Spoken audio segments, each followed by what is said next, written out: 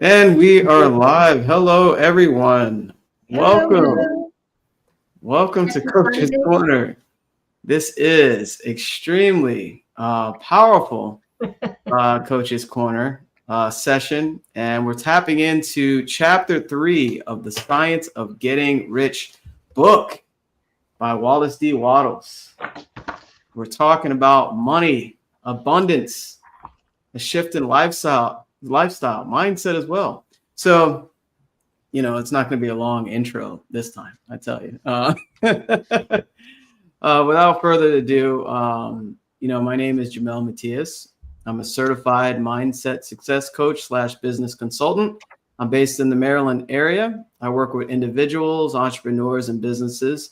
And my purpose is to reveal the hidden potential that's already within you and guide you to your truest desires. It's all about believing in the unseen, basically believing in that goal and believing in yourself, and I help guide you there. And we're going to talk about some amazing things today.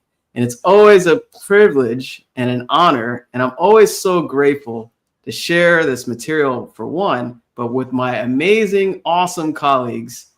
And you're going to just feel this powerful energy today, what we're talking about. And I'll pass it to my amazing colleague, Alicia. Hello, everybody. My name is Alicia Espinosa. I am a certified mindset and values coach, and I am in Sweden. And I help people to create a life that feels good on the inside, not just looks good from the outside. And also, I help leaders to create to be leaders worth following so they can create a safe and trustworthy workplace. Thank you, Lou. Hi, everyone. Welcome. Happy Sunday. Thank you for joining us. So my name is Lou Perica, and I am a success mindset coach as well. And what I do is I help growth-minded women who may be feeling stuck or unfulfilled just reconnect with their magnificence. And so they can step into a life of prosperity and purpose and joy. And I'm excited about talking about this week's chapter, opportunity monopolized. And last week we talked about really the law, the science behind getting rich. So I'm looking forward to this week talking about, is opportunity monopolized? Paul. Thank you, Lou, and good morning or good afternoon to everyone who's tuning in. My name is Paul Wooters. I'm from Burlington, Ontario, Canada, and I'm a success mindset coach, Proctor Gallagher consultant, and director of interpotential and personal mastery at the World Life Education Center and High School here in Oakville. And how did this all happen? It happened by studying and applying the principles, the success principles and growth principles that we talk about every week, that we teach and take individuals through. And I help you live the life you want, to create the life that you want with intention and by design rather than by default, and help you live to your greatest possibilities. Jamel. Oh, this is going to be amazing. Welcome to Coach's Corner. Everybody, this is going to be so important because every subject that we mention here is connected to basically your results in life and the abundance that you tap into. And last week was really touching on the science of getting rich. What was it? The first principle, I believe? Was it? No. No, sorry. I'm jumping the gun there. Last week, we basically talked about there is a science of getting rich. Mm-hmm. So with richness is there for you with mathematical certainty. It's a science. So it is available to you. So I'll say it at the top of the hour here. Reach out to one of us if anything is shared here that speaks to you. And definitely, if you desire more out of your more richer and fuller life and more money, right? Why not? And I'm sure we'll share some awesome stories here and some expressions as well. And feel free to reach out to any of us. Our call links are in the description and comments area on your respective platform that you're viewing this. And don't let this just be entertaining for you or motivating. Use this material because it's meant for your growth. So right off the top here, we're talking about chapter 3, is opportunity monopolized. And first of all, this book is monumental. The Science of Getting Rich. It is monumental. All right. There's so much in here. It's quick read, but it's very potent words, right? Like each sentence, you're like, wow. So right off the top, speaking of first sentence, this will dive right in. I think the first sentence, no person is kept poor because opportunity has been taken away from them. Wow. No person is kept poor, right? Is opportunity monopolized? That's the chapter. That is the title of the chapter. So if you're basically not having the wealth that you desire or the riches that you desire, you're not being kept there, right? We're the only problem and the only solution. So that is a great way to start this because nothing's being taken away from you. And further in the chapter, he talks about the abundance of life and how to do things in a certain way and how that certain way taps into the abundance and the laws of our being. So when you think that opportunity is taken away from you, it's kind of like you're blaming, right? You're blaming things outside of yourself, right? Oh, I can't get this income because I couldn't get into this degree or this certification or whatever, or they're holding me back, or my wife won't let me, and my husband won't let me, etc. Right? You're blaming things outside of yourself, meaning you are you're giving your power away, basically, when you think something else is holding you back. Did anybody resonate with that first sentence in that chapter? I think that was the first sentence. It is, yeah. Well, what I'll hop in. When I read this particular chapter, and again, the book is very small. It's powerful, but it gets right to the core beliefs. So you have to ask yourself, what is my internal belief system about why I can or cannot do something or achieve something, or in this case, be rich? Where does that, what are your beliefs about that? So just going back to my real estate days, it was what I thought at that time and what was introduced to me in a way that it's a highly competitive industry, right? And we would hear, how to crush the competition, right? And I would hear words like that. So that helped cultivate a belief in me at that time that it was, all about competition. And there were some agents or teams that were doing unbelievable at what I thought at that time was unbelievable. How could they possibly do that much volume in transactions? So I had the belief system that those particular agents or real estate companies monopolized the majority of the industry. And it wasn't until I learned that amateurs compete and professionals create. And that's when I started getting into this industry. And I started to realize, oh my goodness, I can really create my own economy. But I have to come up with creative ideas. And that's what we were talking about in chapters 1 and chapters 2. And even in the prior Coach's Corner, You Were Born Rich. It's starting to use your imagination. Don't do what everyone else is doing, create your own opportunities. Think about it. It's funny because in this particular book, they were talking about um, getting into there's opportunities now into the electric train system, and that air transportation was still in its early stages. And this when Wattles wrote this book. But now when you think about it, like AI, like so everything starts to shift. Now AI is becoming the big thing, or is, because it's already here, right? So opportunities are always shifting. So you really want to tap into what it is that you love, what excites you, what do you truly want to desire, who do you want to be, and how do you want to grow? And then you will discover the opportunities within those desires. Paul?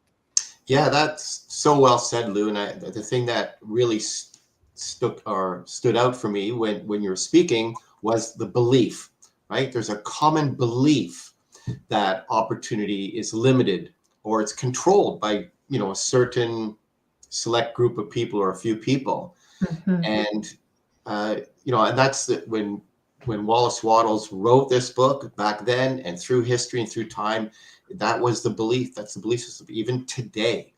And, he's going to refute that or reject that because he says opportunity is not monopolized. As Lou said, there's just a different way of doing things.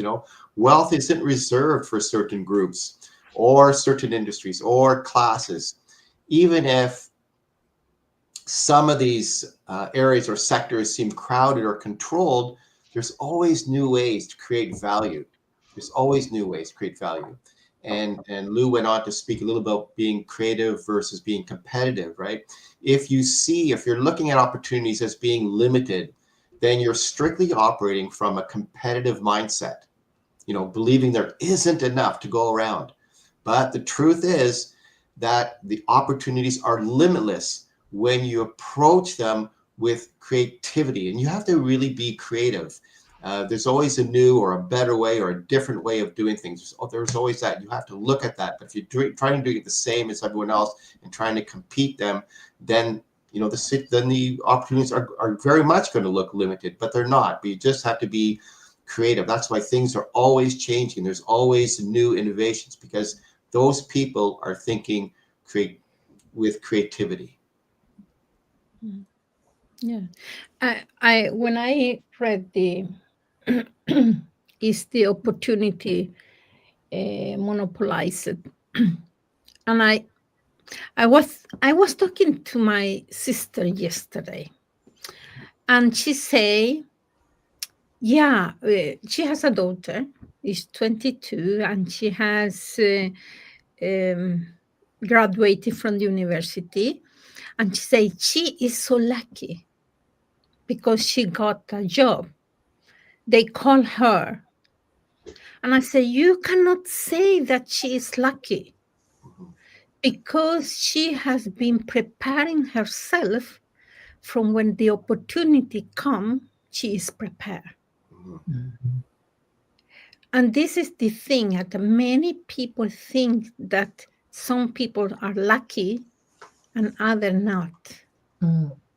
That, yeah, but you are lucky. And I say that I am from Panama. I live in Sweden. I am coming from very humble beginnings. And the thinking for me was, okay, what can I do for my future? And starting working. And I decided to go to the university also. And I started to work.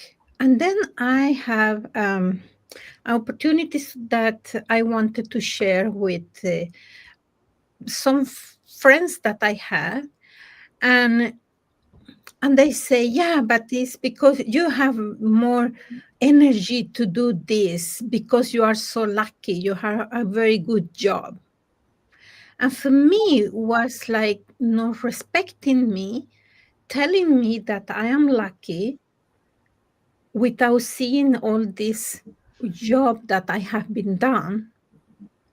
So I always say you start to work with your mindset and preparing yourself because then you will see a lot of opportunity. There is no just lucky. You are lucky. For me, lucky. You are lucky to get this. Is the sitting in your sofa watching TV and somebody knocking your door and say, "Here, do you have an opportunity?" Is nothing come that. The opportunity is there. You need to think in a certain way, to do in a certain way, so that you can see the opportunities. The opportunities are there. Mm-hmm. But sometimes, I don't know, I think that a lot of people think that it's just lucky. You do this because you are lucky. You think in that way because you are lucky. Don't think that I have done a lot of job in myself, things that I didn't like it to do, but I did anyway, because I wanted to be prepared when the opportunity came. And I got last week I was in Norway doing a job. And also I told a friend that, it was a company calling me and asked me if I wanted to do a job in Norway. And she said, "You are so lucky." No, I was preparing myself from when the opportunity came. Yeah. Is that the opportunity is, I have my opportunity glasses here. So it's like you need to prepare yourself to see the opportunity. Because if you don't prepare yourself, you will not see them. You will never do that. This is my opportunity glasses. Yeah, that was the first thing that it came to me about the opportunity, if is that monopolize it, that many people think that it's only the luckiest ones that get the opportunities. Yeah. I love it. I love it. Where is it? There it is. All right. That never gets old. I love it. And that's, it's interesting because luck, it's a word that was made up to describe unknown causes, right? So people say lucky because they're looking from the outside, right? They're looking at, oh, Alicia did that. She's lucky. Lou earns that amount of money. Oh, she's lucky. Paul did that. Oh, he was lucky because of this, right? And think about that. When you say that, you're coming from a lack mindset, right? Which is not knowing who you are or the laws of our being. And when you think about having like opportunity basically being taken away from you, that is also coming from a competitive mindset, right? We mentioned here it's creative or competitive. And sadly, competitive, it ends with the same energy that you created with. And being creative, you can create whatever you want. And he says in this chapter, you can go wherever you want and have whatever you want in a certain way. Being in a certain way, acting in a certain way, thinking in a certain way. And that certain way is being creative with these laws that we're all a part of. And in different areas throughout the book, that's what Wallace is talking about. Competitive mindset would think, oh, I'm going to do more than this person to achieve whatever, right? You're competing, you're comparing yourself for one. And in another, there's like envy there because that's a lack mindset. And coming from that source, for one, is exhausting and you don't have all of your power. And it ends, it's a horrible way to create because it's coming from a negative pole. The law of polarity is negative and positive. So when you said luck so many different times, I was like, luck. It's just a made up word, and that's a word that's made up for people that don't understand this at a high level.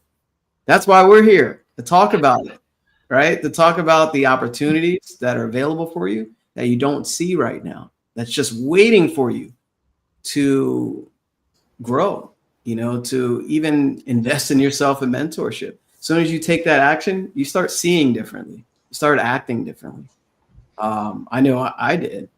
And, and I'm sure all my colleagues here as well. When you start learning about yourself and investing in yourself, you're serious. Mm-hmm.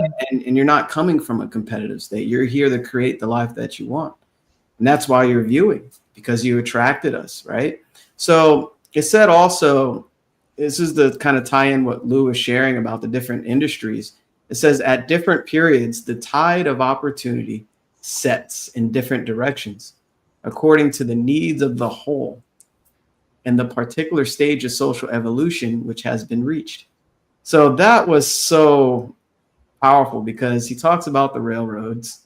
We don't really talk about railroads anymore. And then he talked about the electric railroad. I know we have that as well. We got the speed trains in Paris and China and etc. And then he talked about the airlines, how, these different industries are monopolized. And Lou mentioned, guess what? We're in the digital era, right? AI, even digital currency, Forex, Bitcoin was like one of the first. What's the other one? Digital currencies, right? Crypto, that's what I was trying to remember. So now you got all these different new industries, and he's talking about how opportunity is always there. And for those that don't see that, if you say whatever you say, you're right. So I can do that. You will be right. I can't do that. You will be right. All the opportunities are gone. You're right. So you're defining your own life, your own future by the power of your words and your thinking, right? So he talks about how basically there's opportunity always moving in flux. And I like how he said, according to the needs of the whole. And what do you think the whole is? That could be a whole new conversation. But, that's the thinking stuff, which is spirit, or this is my belief. I think it's spirit or God or oneness with the all, right? So, and then he says particular stage of social evolution, which has been reached. So it flows, it's in flux, it moves. So industry always moves, money always moves, and certain things, opportunities are always there. You just got to tap into that abundance. I know that was a mouthful, but I wanted to kind of share that next step there, what you're referring to, Lou, and also luck and mindset as well.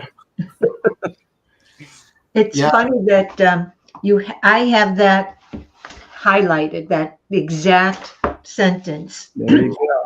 And it's such a powerful sentence because just like you says, according to the needs of the whole in the particular stage of social evolution. So I was thinking about, I know Bob has mentioned this or we've heard this. Think about the person that created the first chair, right? So that was an original idea. So perhaps they were sick and tired of sitting on a cold, hard ground. So, and, getting way down and maybe getting up was more difficult. So they had an idea. So maybe they had, I don't know, a tree stump or whatever it may be. And then maybe they wanted to put some leaves upon it to make it, or some furs to make it softer, whatever it may be. That was the original idea. And then we have synthetic ideas. So as evolution grew and expanded, The original idea, again, perhaps it was a tree stump with fur on top to make it softer.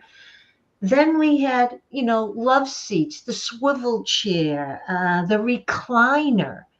So these are synthetic ideas. So these were opportunities to build upon an original idea.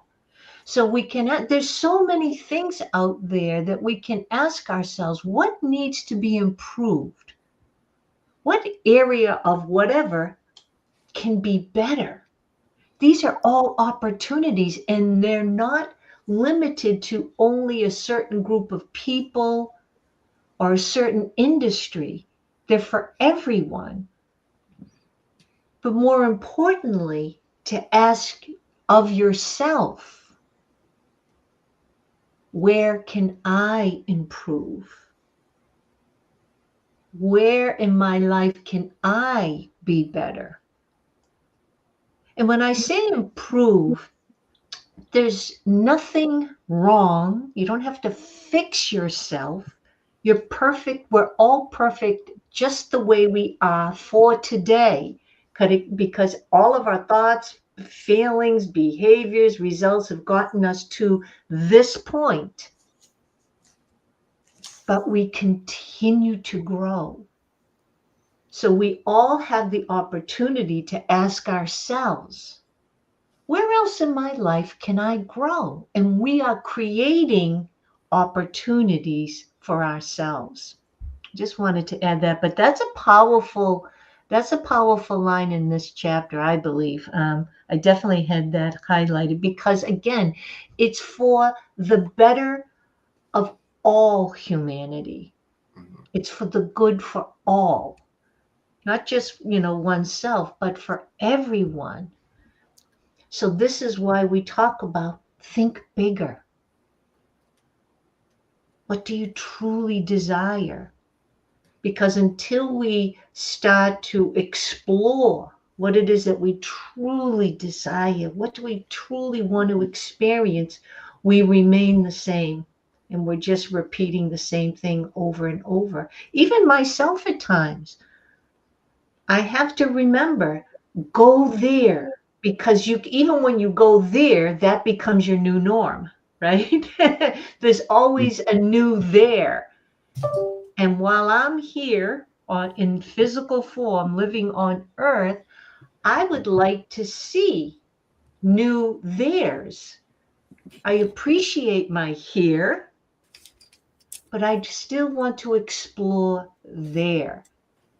And those theirs come with new opportunities, because as you grow, you will meet new people and you'll have different conversations and perhaps find yourself in a different environment. And when you're speaking to different people and you're in different environments, you start to get more creative, different ideas from your past here. So there comes with new ideas and new experiences. And those are all new opportunities. That was so good, Lou. It's really important, as Lou was saying, to really look at ourselves, look inside ourselves. Like, how can we change and grow? It's in our inherent nature, our spiritual nature, to want to grow, to be more, to grow, and to want more. That's our natural state, to want to do that. And so we have to look at ourselves rather than look at the outside and say, okay, what's everyone else doing? What are people doing? What's the world doing for me? It's what can I do? What can I do for myself and to humanity? What can I give to the rest of the world? But I wanted to talk back. Something came to mind when Alicia was speaking, talking about luck and opportunity and luck. And I love Les Brown, and I've seen him speak a few times, probably the greatest speaker in the world. And there's two quotes that came up that Les said. And the one is, it's better to be prepared for an opportunity and not have one than to have an opportunity and not be prepared. So just like Alicia was saying, you can't just, sit on your couch and hope that someone's going to knock on your door and say, hey, here's an opportunity. You always have to, you can't wait around passively. You have to be prepared. I was late with that one. Sorry, Paul. You have to be prepared and in motion for opportunities to meet you, right? So here's another one, Jamel, another one that from Les Brown. He said, opportunity dances with those already on the dance floor. So That's an applause, not Yeah, a I hit the wrong button. You had the opportunity, as both Alicia and Lou are saying, opportunity isn't controlled or limited. There's more than enough. There's more than enough for everyone who thinks and acts creatively. Yeah.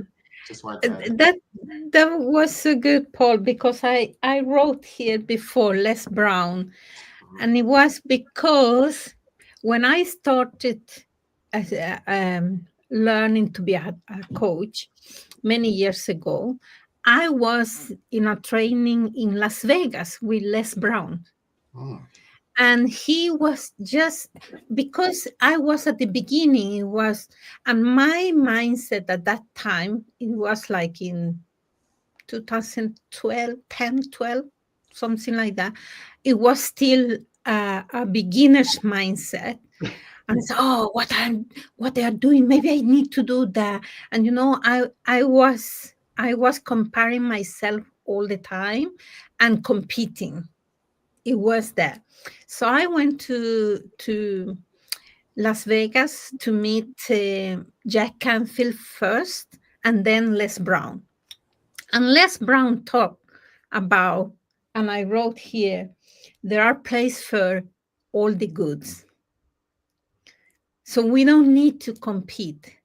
And he also say, Paul, what you say about opportunities, that you prepare yourself for when the opportunity come to you, instead of waiting that an opportunity come to you and you are not prepared to that. So it's always preparing for the opportunity. You never know when it come to dance with you, but you need to be in the dance floor, as Paul say. And then also I want to talk about first the Lou, you started before with clarity. What do you really want? Because when you are very clear with what you want, what happened is that synchronicity came in. You start to see things aligned with what you want. For example, if you decide, when I decided to, we want to get a new baby, my youngest son, I started to see baby women with a big belly, pregnant, seeing people around with babies, and so the synchronicity start to kick in. Or when, for example, if you, I got a new car from my partner in birthday present, and then I never seen that car before. And when I got that, suddenly it was that same car everywhere, because the synchronicity come in. You start to see things that is aligned with what you really, really want. And also that you also, Paul, you talk about that there is many different ways of serving people, you say at the beginning. And the innovation, because Lou, you talk also about the share and the new shares, and so the innovation is just a proof that opportunities are not monopolized. Mm-hmm. And the new ways of serving people also are there. For example, before you have taxis only, now you have Uber. Or you have hotels, and now you have also Airbnb. And you have music in CDs also. Now you have also Spotify. So there is room for everybody, as Les Brown say. Yes, we don't need to compete to people. It's like follow what we really want. And it's like preparing ourselves for the opportunity. As I told you, I did this job in Norway, and I speak Swedish, and they speak Norway. What is it in English? Norway. Norwegian. Norwegian. Yeah, they speak Norwegian, and what I needed to do was like they need to talk their own language. So for me was preparing myself to understand the Norwegian, which is like, when they ask me to do this assignment, I say, yeah, because it's aligned with what I want, with what I love doing, coaching leaders and doing a cultural assessment. But then when I say yes, you know what happened? I started, these guys started. They have a very good conversation here. Like, yeah, but she cannot Norwegian. And what if she doesn't do good things? And what if the result is not good? And back, they started to inject fear on me. So this is the thing, that when we go outside our comfort zone, because opportunity are not in our comfort zone, they are outside the comfort zone. So it means that when we go outside the comfort zone, it's like taking the opportunity and only letting the fears be the passengers, not the driver. And it's why many don't have these opportunity glasses, because they let the fear drive them instead of they driving and the fears be the passengers. So good. So good, Alicia. So good. Wow. I haven't heard anyone say that like that way, about fear being the passengers, right? Yeah. And letting your opportunity be the driver. And as you were speaking, I was thinking so much about how we're in the technology era. I saw an email from Tesla about the Tesla robots, right? For like helping household stuff and farming and, so there's opportunity everywhere and you just have to see it. And you know what, when you were explaining that opportunity, it's interesting. It's connected with intuition. When you desire more out of your life, you will start seeing and hearing that information that's being sent to you. This is why action in connection with acting on that intuition basically will give you a clear vision of opportunity. And he even says here in this chapter, this is so beautiful, there is abundance of opportunity for the person who will go with the tide instead of trying to swim against it. So have you been swimming against the tide? That's the person that, in my opinion, the person that has the mindset where they feel there's no opportunity left. And he talks about the poverty and the poor man that remains there.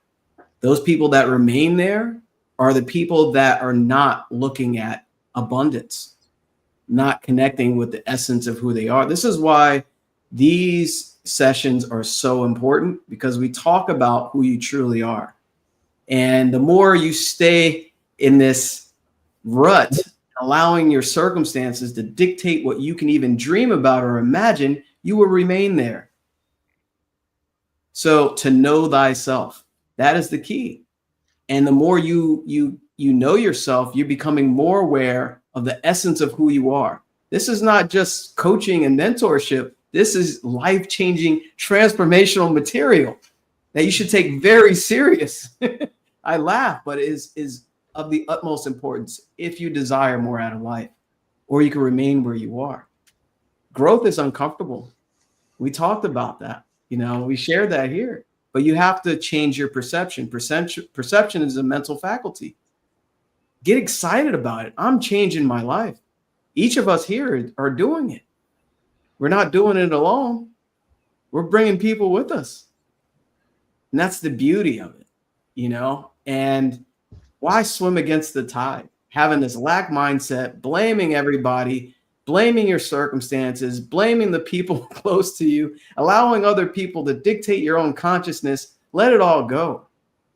Let all that stuff that holds you back. And really, really tap into what we're sharing here. Paul, I didn't do you much justice there with hitting the wrong button. Would you mind sharing that second quote again about the dancing from Les Brown? It was so good. Oh, yeah. Yeah. So he said that opportunity dances with those already on the dance floor. There you go. I love it. I love it. So are you dancing with opportunity?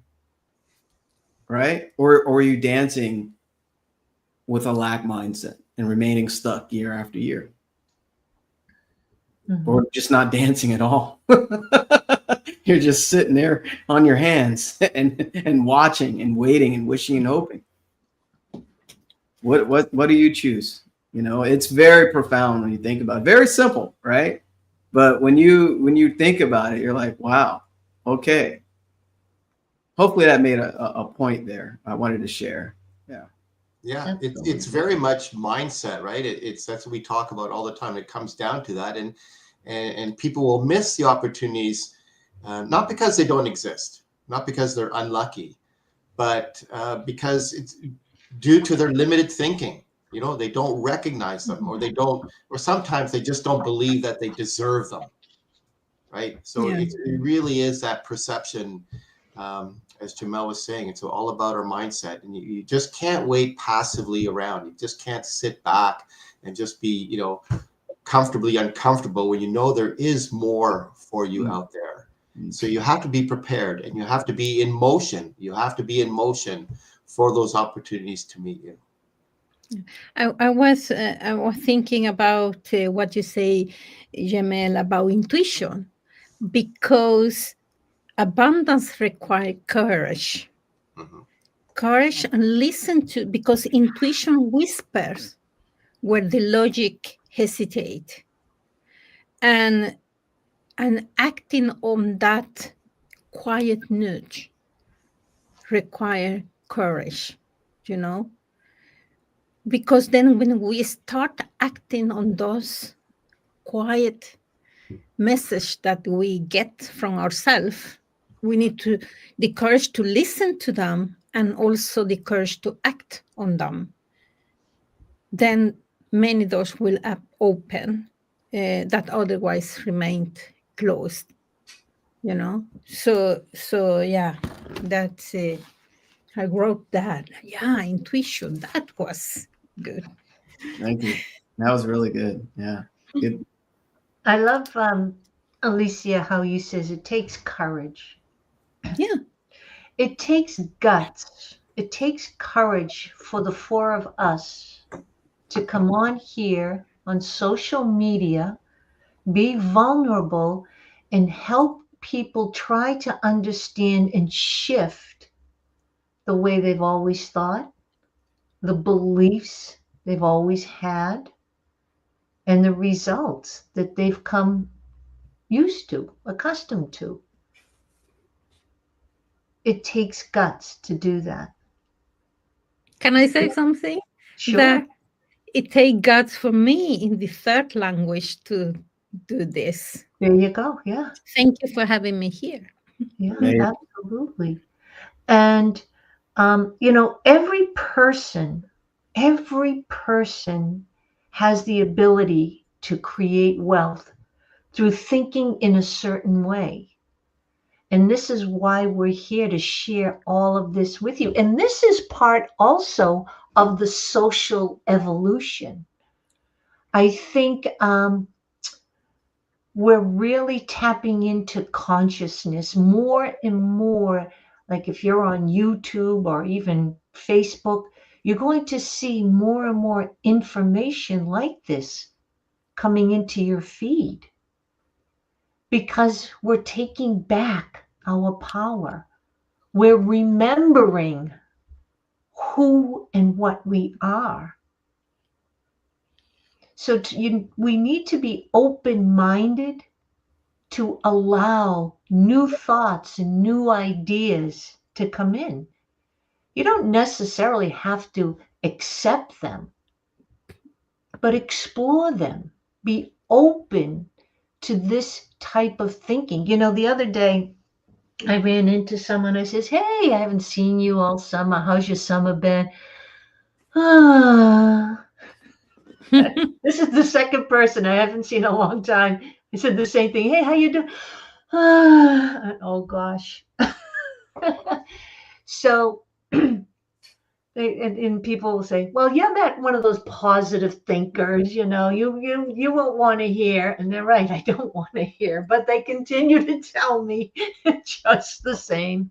But the point is, I've taken back my power to accept things, to accept and allow beliefs that I want to believe, and not to fall back into my old, limited, conditioned way of thinking in those beliefs.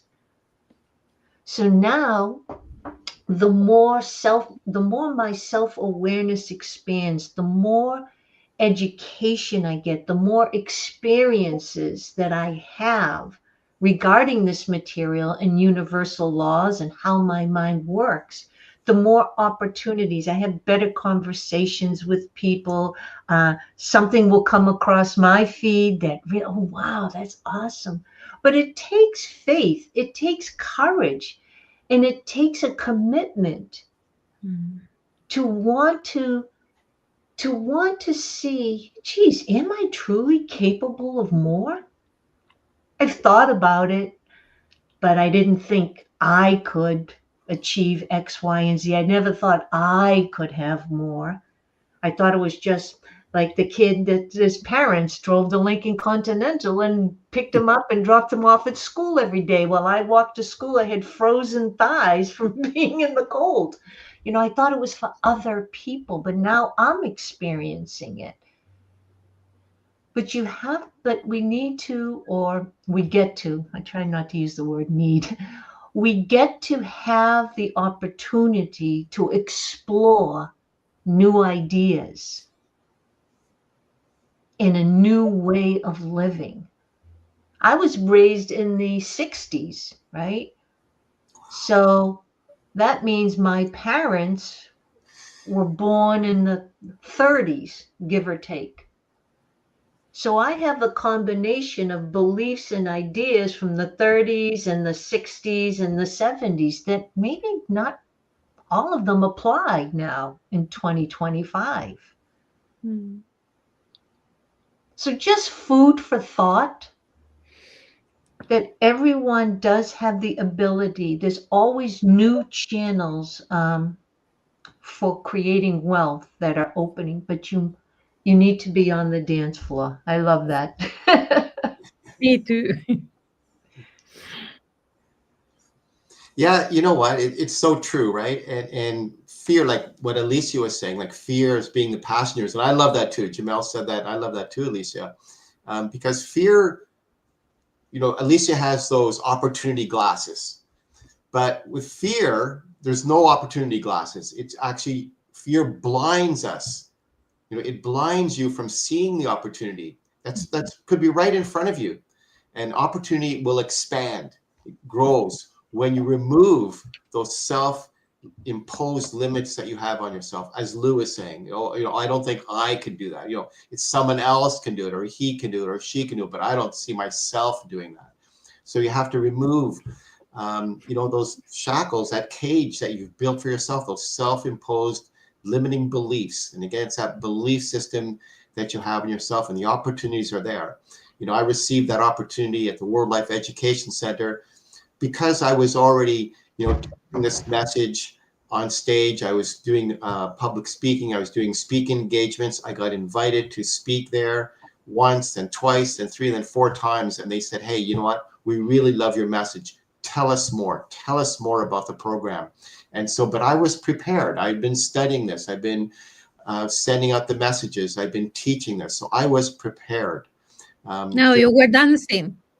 I was already dancing, right? And then I found a new dance partner. So it's beautiful, right? It wasn't just luck. I mean, I feel very lucky. I feel very fortunate, but I was doing the work. So I hadn't done those other things. That opportunity wouldn't have arrived, right? There wouldn't have been a knock on the door if I had just been sitting around. So yeah, so true. So good.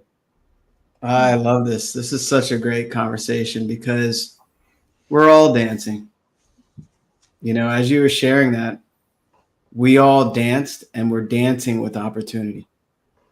We wouldn't be here on this camera sharing this material if we didn't see an opportunity.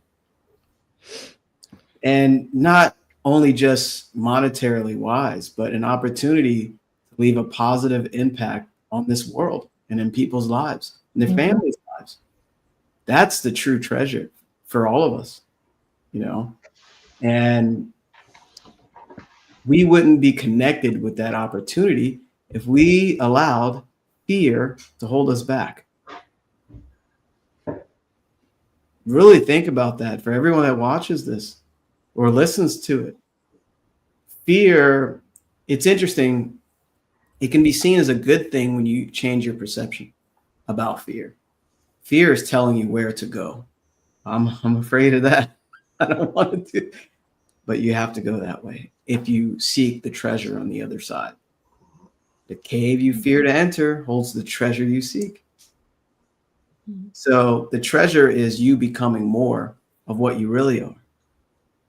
So we've been using this dancing analogy, but we had to face fear.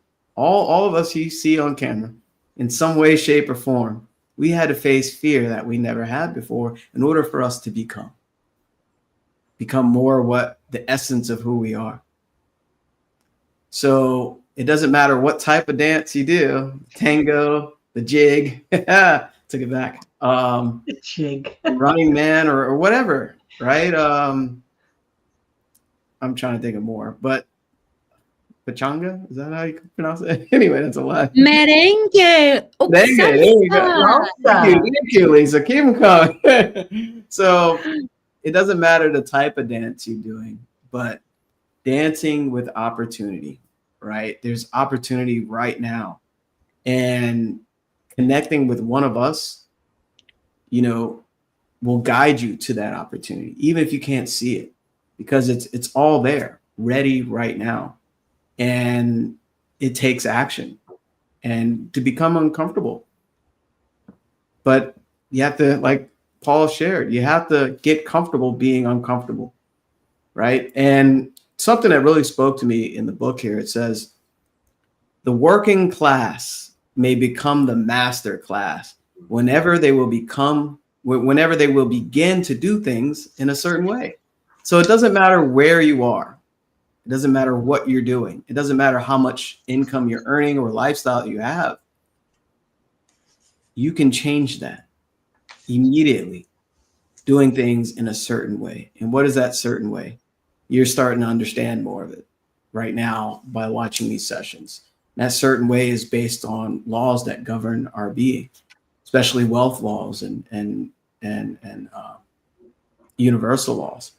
So, and something else shared here before I forget, no one is kept in poverty by a shortness in supply of riches. There is more than enough for all. So for those that have a lack mindset and think that there's not enough, let this be an awakening. Let this rewrite that belief. You have to evaluate the beliefs that have been holding you back for so long. No one is kept in poverty by shortness in supply. There is more than enough and it's abundant. And Wallace talks about this throughout the book. There's abundance all around every day. And even went in detail about how soil would produce itself, how if you run out of gold, we would produce more gold, how farming, he went into farming and construction. There's an abundance. And whatever, he says man a lot, but whatever you believe, man, woman, whatever, you can achieve. And you can attract it. You can create it. All starts with your thinking. That's how powerful thinking is. And he was touching on that a little bit in this chapter towards the end there. So just a few things of food for thought.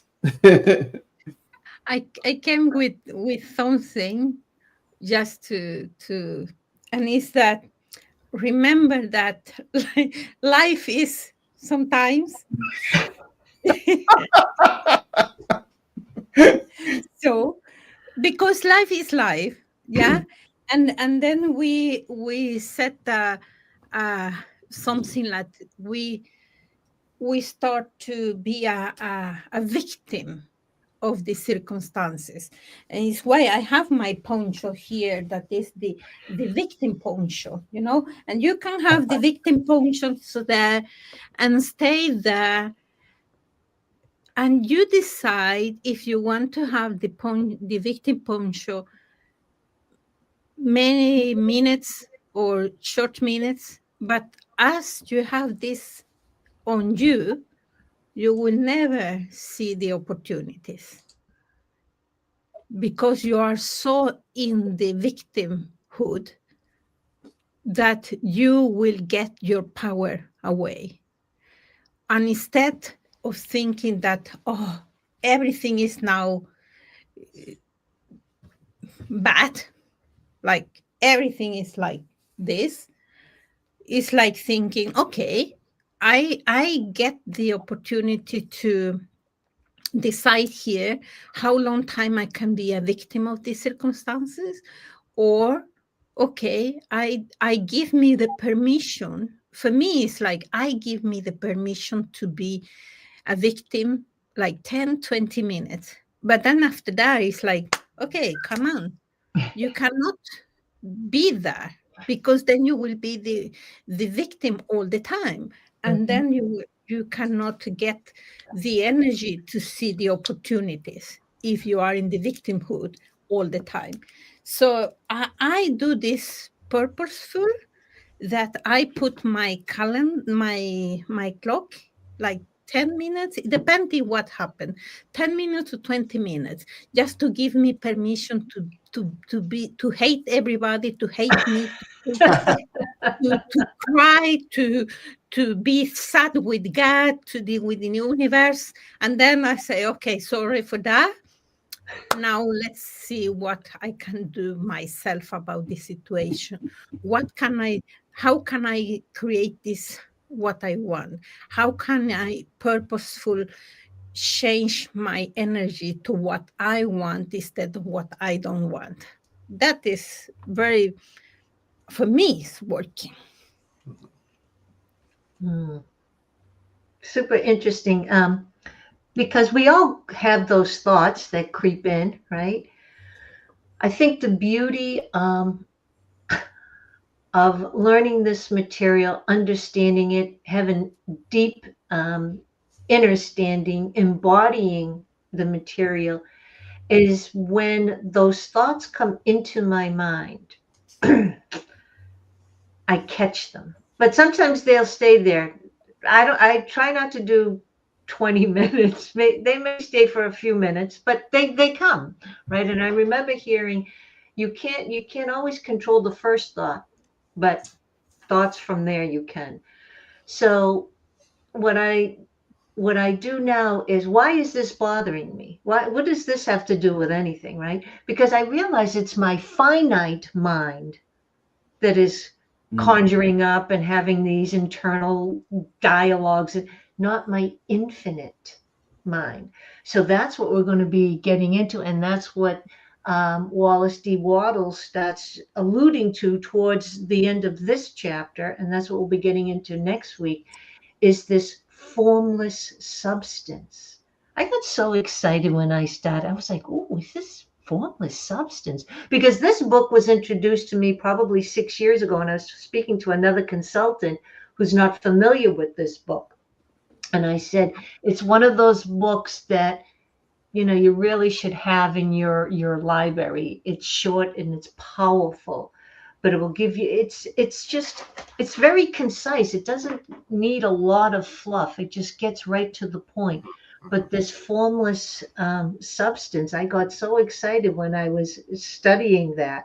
But anyways, I just went off. So now going back to what Alicia was talking about, when those thoughts come in, I realize, oh, that's my EMI, my ego, my conditioned mind, and my identity speaking. It's not my truth. It's not my divine essence within me. It's just all the blah, blah, blah. So learning to separate and know the difference. Where are those thoughts coming from? They're coming from conditioned thinking. Those are thoughts are coming from, and they're coming into my mind. So I'm the only one who can change them. But I know now how to use my mind, what it's for. What does it mean what is a mindset? How do I shift it? Blah, blah, blah. What is paradigms? So now I know the tools, and I may have those thoughts for a few minutes, and then, you know what? They just feel icky, right? It does, even though we can, have our own pity potty, it really feels lousy. So now I'm aware of my vibration. I go, ooh, I don't want to put that out there because I know I'm putting that energy out right now. So this is all part of why we do what we do, is to help you create just a better, more purposeful, joyful life, because life is so good. It is so good. I have never have looked at life the way I do now. I have a completely new set of eyes when I look at life. And it really, truly is beautiful. But it took a lot of studying for me. It took a lot of rewiring and shifting and questions on all the old beliefs. And I still continue to grow. But that's the whole beauty of this. But if I didn't have a mentor, if I didn't have the opportunity to learn this, I'd be right back where I was many years ago, just swimming upstream, right? Thinking that, oh my gosh, life is so tough. It's so difficult. Why does this happen? Why?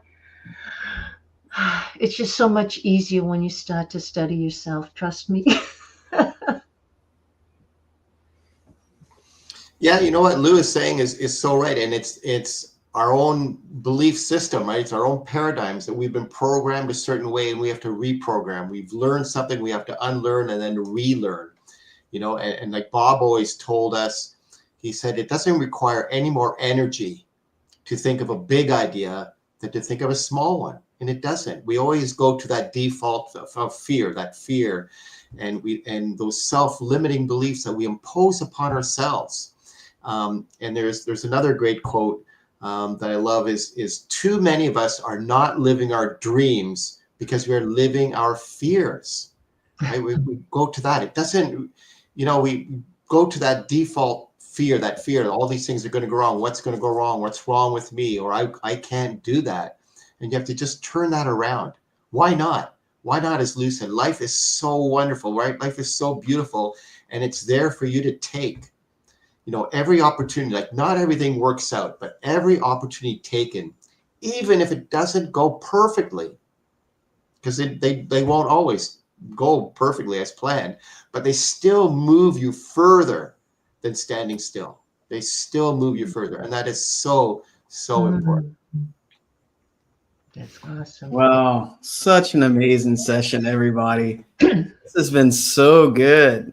So much energy, so much knowledge shared here. I had to do one more for the road, because we all deserve a round of applause for that. And it's not ego, it's just, wow. It's to celebrate. joy. Yeah, it's joy. And hopefully you receive that energy in this session through all of us. And speaking of, I want to thank everyone that was here live, everyone that watches the replay, and all those that engaged with us today. I see a lot of emojis and stuff like that. And, also what I would share here is what Lou got to at the end of this chapter, what Wallace is talking about. For next session, he says here in this chapter, and I didn't want it to go without being said, everything you see on earth is made from one original substance, out of which all things proceed.